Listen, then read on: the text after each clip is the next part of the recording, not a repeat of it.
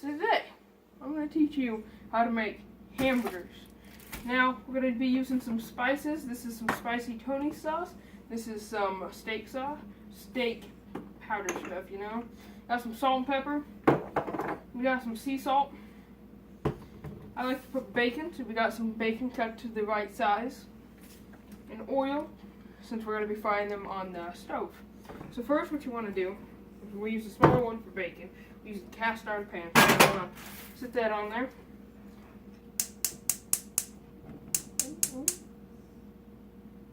Turn that to the appropriate temperature.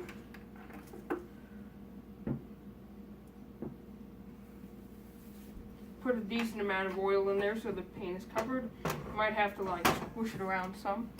Now, don't shut off the oven. That's the first rule. Okay, I gotta go grab a bowl. I'll be right back. Okay, so we got some beef here. Now you're gonna want to put this in a bowl to the appropriate size for your meat.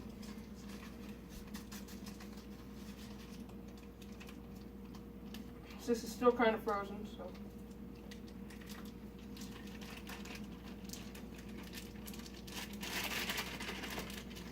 I don't know if there's actually a good way to take meat out, but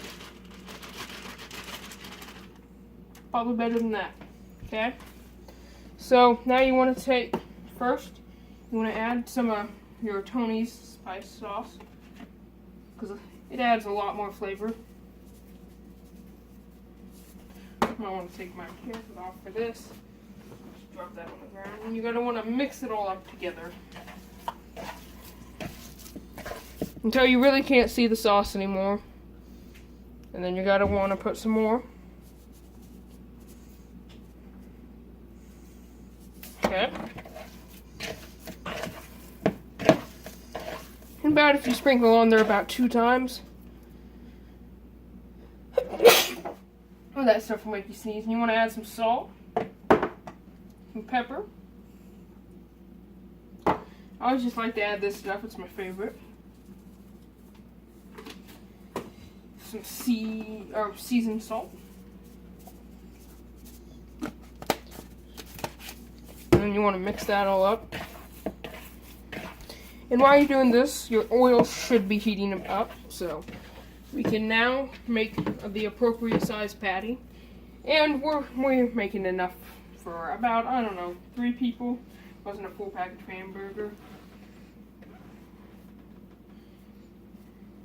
Hamburger should be about like that. You know, it's not the perfect thing, but then you just want to sit it in the grease. And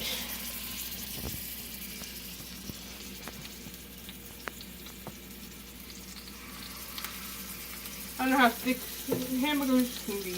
Like, I think I made this one too thick. Take some off that. Okay.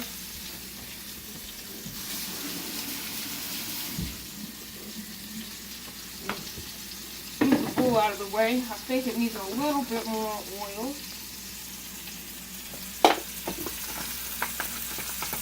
And while it's cooking, you can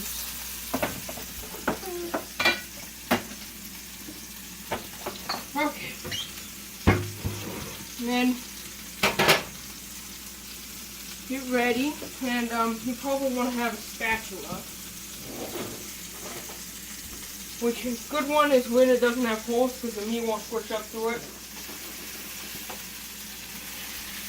Kind of want to flatten them out, because they'll raise back up. And usually you'll want to put it like a lid on it.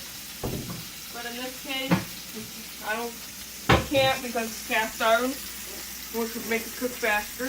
And now start your bacon.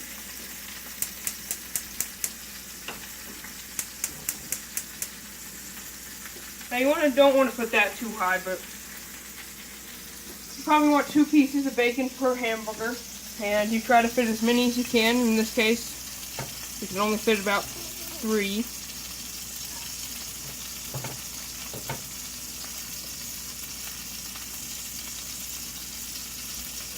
apparently. And then you want to find something to use to take it and flip it. So a fork will work, and cast iron, it won't scratch the pan at all. And just kind of wait now, and usually try to look to see if the hamburger is browning on the bottom, because that'll be in the indication. And if it's browning too early, like that's probably means the temperature's too high. So you probably want to turn that down. You want it to be an even cook throughout the whole hamburger.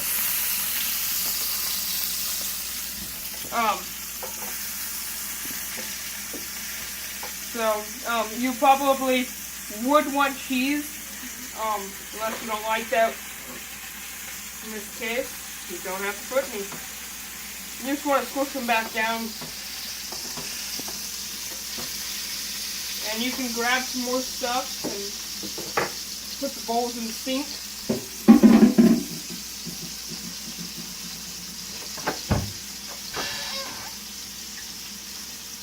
But they're coming along good. Bacon. I'll get some. Turn the temperature. That's set appropriate. And you just kind of want to wait till the it's crispy on one side and it's not floppy. And then you want to flip it.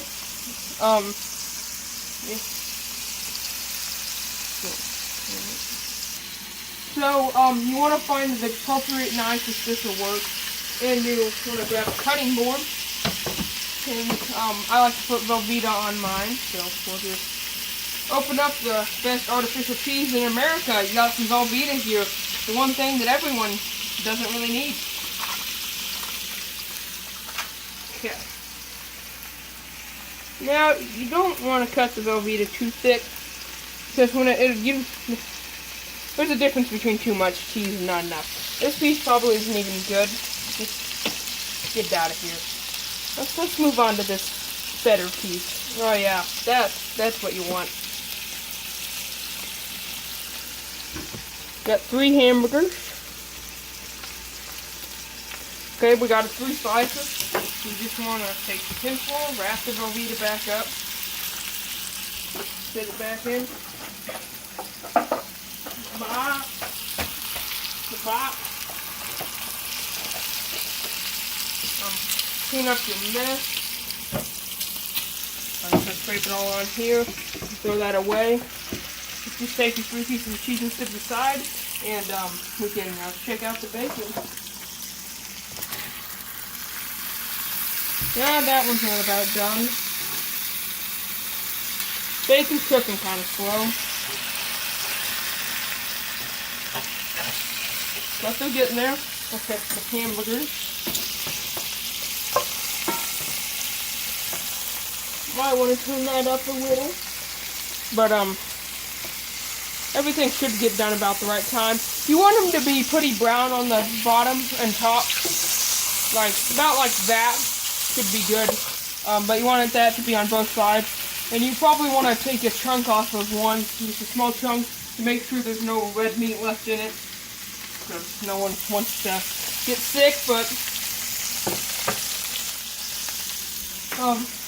got 2 pieces of bacon, so that should work, because usually you want about 2 pieces for it. I think I already said that, but you know, hearing it once and twice will make you remember it more. I think we keep playing it up. Okay, so the hamburgers are still cooking good, but we got the bacon, which that is what you want it to look like. That one's not as good, but might be a little grease popping, which can really hurt, so sometimes you might want to wear something on your hand, but this instant, I'm going for it. Usually you could probably, these last 2 pieces, can probably fit on the sides, if you just want to straighten those out.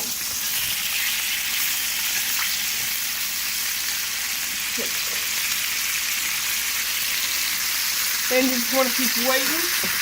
You might want to check the hamburgers. You just want to flip them every once in a while. Like that side's probably good. So now you want to leave it on the other side. That side's probably good, so. But this one doesn't feel like it's cooking as even, so you might want to move the other one around and switch the spots that they're at. to make sure that there's an even cook in all of them.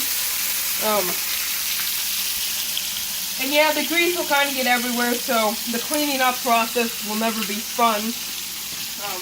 And cast iron pans are never fun to clean, but work better, so. Go. So, probably want to get something to put the hamburgers and stuff on, which it looks like they're pretty getting done, but this is the one that wasn't cooking as much. And let's see, since I moved it, if it started cooking. Yeah, it did.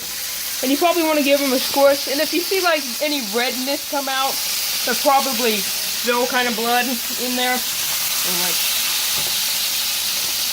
since we're not cooking steak, I don't really think that tastes the best, but you never know. You never do know. Let's do a good check on the bacon. I think the pieces are done. Oh yeah. Just swap them on there.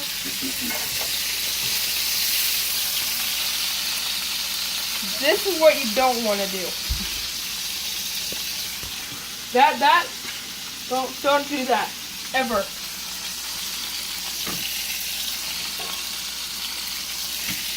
And these, I think I probably turned it up or left those in there too long, which can happen, but you never want that to happen, so. Wow. Don't burn yourself. Don't just take the bacon and stab it with a fork. Don't do that. So I still got a little crispy, but they'll be alright. I think the hamburgers are getting there, but might want to chop off a little piece. See, there's still some red in there, so they're definitely not done yet.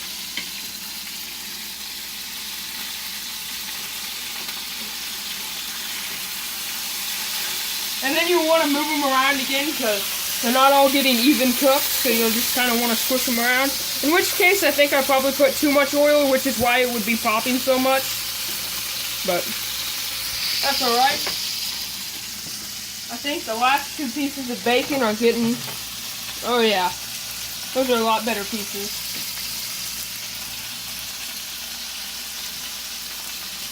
You just want to shut it off and the grease will cool down.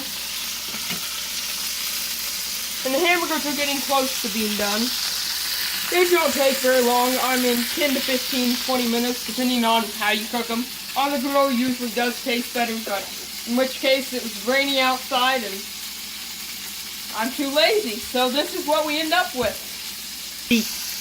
Okay, so I'm cutting this one off, and that looks to be good inside. So that hamburger's probably done.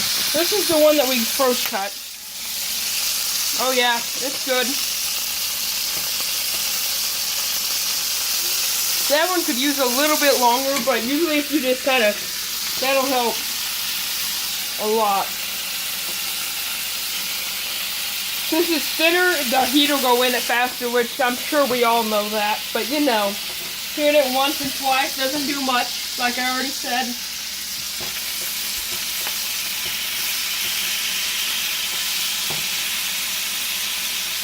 So I would probably take these two out. Get them on your thing. You might want to move your fork, but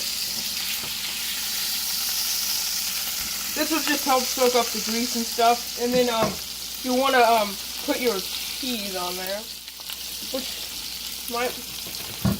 And then you'll take your buns. And this will usually it's always better. Sit them on this. You let them sit for like a few seconds. The cheese is already melting, and then just sit it in a bun and press it down, and that'll be good. Well, let's check this one again. Oh yeah, it's good now. It doesn't take very long for them to get finished. You just want to shut that off. Stick the cheese on these two. Which these are some thicker pieces of cheese, but that's alright. Just take them. Now these really don't seem as hot, so you won't burn yourself like I did on the bacon. And stack it. And then I guess you probably want to take these off. And you want to stick two pieces of bacon on each. Top or bottom, I guess it really just prefer whichever one you prefer. Press them down, kind of break up the bacon, you know. And you got 3 well-served hamburgers. Our dirty stove. and you have good eating. And that's all, dude. Peace out.